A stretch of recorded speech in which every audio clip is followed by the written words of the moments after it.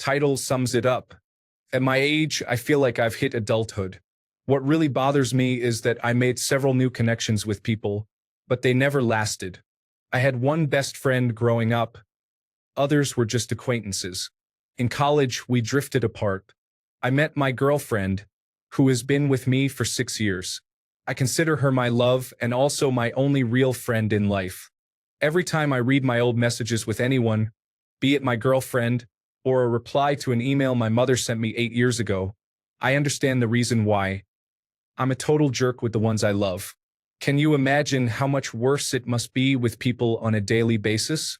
And this seems to be a recurring event. I've had the same email since I was 10 years old, from the old cringe days of Microsoft Messenger to as recent as emails from 5 years ago. I'm always rude in my replies. Imagine it in real life. I was an even bigger jerk when I drank. Fortunately, I've been alcohol-free for over 500 days. I can't help but feel that I'm like Joffrey from Game of Thrones.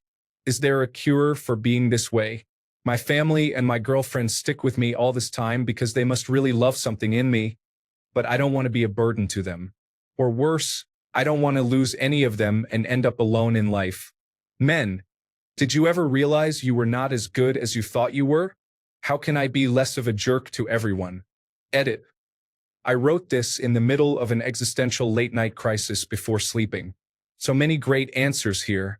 I'm taking my time to read and reflect on them. I've also received many private messages with personal experiences from others.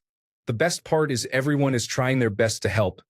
And I hope this thread may be useful for whoever feels the same way. Story 1. One thing that helped me cure my bad behavior was to take responsibility for my actions. When bad things happen to you, you need to be able to step back and look at it objectively. Sometimes, bad things happen that aren't your fault. But when they are your fault, you need to recognize it, figure out what you did wrong, fix it, then make sure it doesn't happen again. People tend to forgive your mistakes when you take ownership of them. My first gold. Thank you. Wow. Silver. Helpful. Hugs. And party train. Thank you all. Story 2. Recognizing it is important. The next step is to do an empathy check. How much do you listen? Or ask people questions about themselves? How are they doing? When was the last time you complimented someone? Empathy is learned, and it's a big anti-jerk trait. Story 3. Well, it sounds like you've taken the first step, recognizing this as an issue. Change can be really hard, but now that you know, you can put in the work. The best advice I can give you is to try and use your empathy more and think about how the things you say and do may affect others. And when you slip, own it. Don't make excuses. Just apologize and acknowledge it was wrong. Congratulations on the sobriety as well. 500 days is a great start down a tough road. I'm in recovery myself. Feel free to reach out anytime you need. Story 4. Could you give some examples? Everyone here is rushing to a cure, but you haven't really said what you do that makes you unpleasant. Being unpleasant can mean a lot of different things, and what one person thinks is being unpleasant to another might not be. If you don't feel like elaborating, I'll give my general recommendation for anything that friends and family can't deal with: therapy. Story 5. I used to be a real downer, then I worked to become more confident and all that. Now I am perceived as a jerk by some people, while everyone else has no issue. So the first step is owning up to it. Then, once you reach a healthy point, observe other people.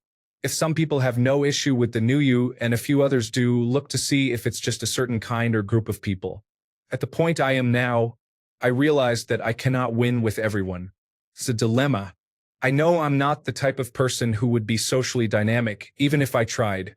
Some other people are full of nonsense, and they will never see you as well as others do. Story 6. Awareness is the first step of 10,000. Living a good, full life, climbing the mountain is the goal. Slow down. Take a breath. Look inward. Imagine the man you want to be. Shape him, his ideas, his thoughts, his function and form. Hear how he speaks. Feel how he touches the people around him, his presence. See how he presents himself, openly masculine or distantly professional, or maybe warm and inviting. If you can't think of anything, think of people who inspire you, who light a fire in your soul. Shape that image after them and make it your own. That will be the second step. The third step, the one that takes the most time and will bring you further than any others, is to embody those traits. Whether they be discipline or patience or inner strength or creativity, embody them. Let your efforts be the tinder for the bonfire you were always meant to be, and let the pain of you and yours light it. Some traits cannot be removed. They are a part of our making, in our blood. In the same way that swords are made of impure metals, we are impure spirits. But they can be tempered with love and light. There will always be a part of you that is unfriendly. You'll have a bite to you. Tame it, temper it. And in a different light, this venomous bite becomes a firm standing. Most importantly, learn to forgive. Forgive others for their mistakes, and forgive yourself for yours. Slow down. Take a breath. Look inward. In many ways, you already have the answers you need. I'll see you at the top. Blessed be. Story 7. Female here. But one thing I've noticed over the past months locked inside with my family is that I'm unpleasant to my family. Once I realized that, I apologized to them for my actions and words in the past. Now, every time I feel like having a reaction to whatever they say, I just sit back and listen. If they're yelling, interfering, or talking baseless nonsense that makes no sense, I just listen and understand what they actually want to convey through bizarre gestures and acts. If I feel my inner self wanting to talk back and whatnot, I just try to make a joke about it, laugh it out, or just leave the room kindly so no one gets hurt. It's not the change that's difficult. I feel it's the guilt that's associated with behaving in the way we did in the past.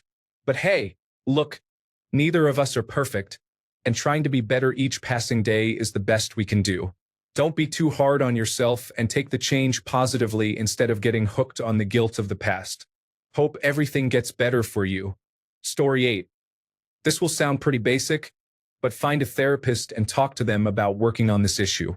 There is always a reason for why we act and react the way we do, and therapists can be extremely good at helping people understand more about their motivations that may be hidden in their mental or emotional substructure. Story 9. Well, you have taken the first step in realizing the problem and acknowledging it as one. I would say your best approach is to talk to those people from your past about what you have realized. Tell them that you have been reflecting on your behavior and who you are as a person and that you want to try to be better. Once you get some input, start questioning the way you think regarding this input, and decide whether you need to change it or not to get to where you want to be, and consult with the people around you. Create that plan and work on it. This will take a lot of time. Good luck, my friend. Hope I was able to help. Story 10. 80% of how you come off to people and how you treat people is how you communicate with them. The only self-help style book I ever recommend is How to Win Friends and Influence People by Dale Carnegie. I've always thought the title was off-putting, but the content is fantastic, despite the fact it was originally written in 1936. An ex-girlfriend of mine basically said she had an awful social life in school until her parents made her read the book. By the time I met her, she was pretty popular, so I'd say it worked. Story 11. I realized it right out of high school. Friends I knew since freshman year stopped hanging out with me, only using me to work on their cars since I had a bunch of tools in the space. When I moved out of my mom's house, nothing. We stopped getting food, going on hikes, going to the beach, and so on. I noticed it pretty quickly, but I did nothing about it except throw myself a pity party about how much of an idiot I was. None of us drink, smoke, or party. I was just a natural jerk. Luckily, like the amazing people they were, we talked about my behavior for hours, sort of like an intervention. How I need to stop doing this and stop saying that. I feel like I've completely changed because of them, and I will always be grateful for them. We hang out every day now. I don't feel like an outsider in my own group, and I don't feel excluded anymore. Realizing you're the issue is easy. Doing something to change it is the hard part. Story 12. For me, it was a divine appointment. I had my will broken. I spent the last 20 years being built up to become a better version of myself, and I am still improving. You want to be compassionate but firm, strong but humble, principled but understanding. Start here. Story 13. Therapy. I don't know nearly enough about you to know why you have been difficult, but I'm virtually certain that a therapist can help you change. Like others have said, Recognizing and wanting to change are the biggest initial hurdles. Therapy isn't light and easy, but you've already seen that your life is hard the way you relate to other people. You're ready to be better, and a therapist can definitely help. Try good therapy for resources on how to get started and to find professionals near you. You can also find therapists who offer discounts for services if you're unable to afford their full rate, usually called a sliding scale, and you can filter results on good therapy to only find people who offer this. Good luck. Story 14. Is there a cure to being difficult? No, but there is a workaround. In common vernacular, it's called getting older, also known as experience, in which at least two things become apparent. One, as difficult as you are, you're not the most difficult person on the planet. Learn some humility. Two, there are times when it is appropriate to be a bit difficult. Being difficult is not inherently a bad thing. It's the application and context that count. Three, after a while, a gradual acceptance that you are a bit difficult now and then will come about. At this point, you can see your inclination to be completely unreasonable coming and headed off at the pass. For, at some unknown point, but in hindsight entirely predictable, you'll start to be quite honest with other people about how difficult you can be at times. The point is, 5. Work to restrain or redirect the worst of your innate difficult nature and remember that none of us is immune. Story 15. Look into reading up on cognitive behavioral therapy. You can get a workbook if you want. It's about changing your thought patterns to change your behavior. I was also a difficult person, and I was able to overcome it and become a genuinely nice person. I'm so much happier now, as is everyone around me. Cognitive behavioral therapy is the most used method by mental health clinicians. Good luck and good on you for wanting something different for yourself. You deserve to be happy too. Story 16. I highly recommend looking into meditation. Become an observer of your mind. Become aware of the words that leave your mouth. And if you say something you don't like, correct yourself in that moment. Apologize for what you said and reframe your thought to get your message across in a different manner. You mustn't be as big of an asshole as you've come to realize you are outwardly being. Take the time to continue to reflect on your actions. Communicate with your loved ones, either as a group or individually, whatever is easier, that you've realized how much of a jerk you've been. Apologize to them, but more importantly, thank them for sticking by your side. Thank your girlfriend for loving you despite your personality being so hostile. And if you ever plan on proposing, set a goal to achieve in relation to your attitude, and let that next step in your relationship be the reward. Prove that you deserve such a fine woman to yourself, and do it with enthusiasm. Godspeed. Love from a former jerk. Story 17. I would like to give you a quick tip. When you write or say something, regularly imagine how it would sound if someone said it to you. I feel like I am often very harsh on myself, and although I am a very kind, empathetic person, I can be way too harsh on others unintentionally. This has helped me a lot. Good luck. You are a good person for realizing and wanting to be better. Story 18. Congratulations, you have taken the first step. Find a therapist. They can get to the root of whatever deep-seated issues you have that may be causing this. Otherwise, find some books on relationships. My dad is kind of a jerk, and I carried that into several relationships. Some failed and some grew. I'm grateful my best friend is the type of person who values friendship and is very careful with the words he chooses. We are in business together, and he has been a big inspiration in how I speak to my wife. Story 19. Read How to Win Friends and Influence People.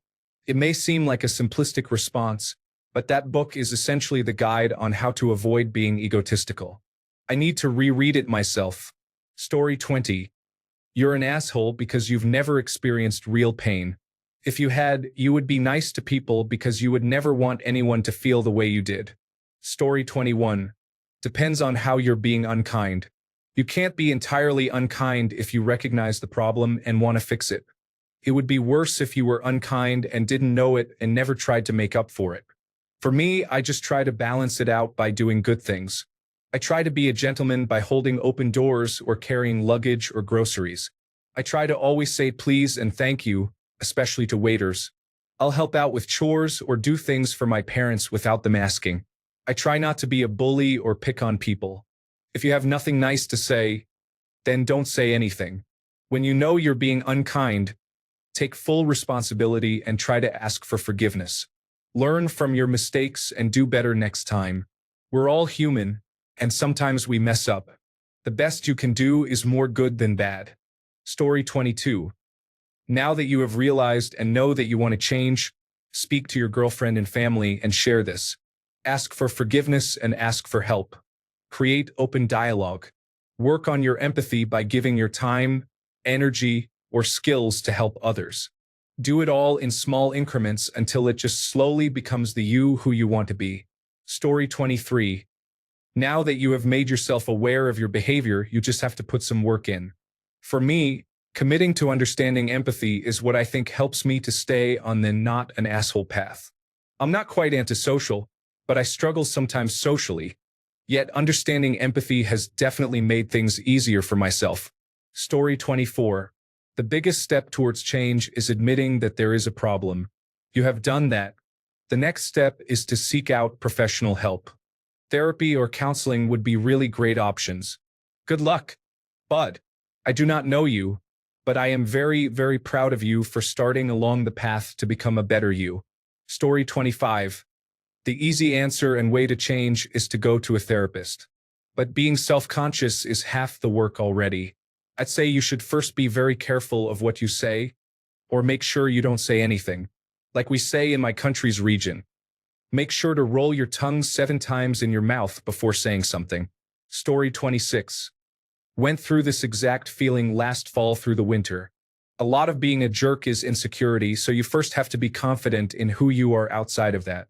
There's something that your family and your girlfriend see in you, like you said, that's what you have to tap into.